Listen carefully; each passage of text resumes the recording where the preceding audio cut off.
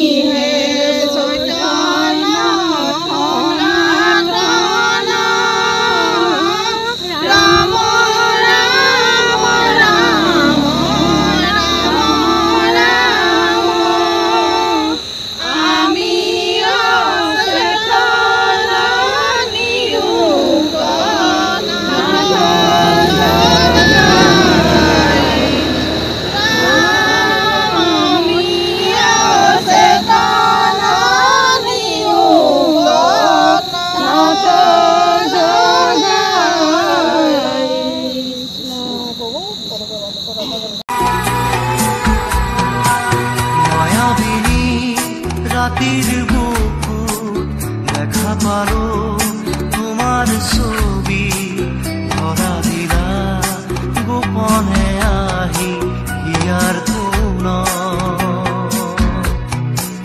তুমি যে মোর শুকান মনত নিয়নৰে চেঁচা টোপাল নামি অহা ৰ'দৰে নৈ মোৰ দেহত প্ৰতি ধুমুহাৰ সতে মোৰ বহু যুগৰে নাচোন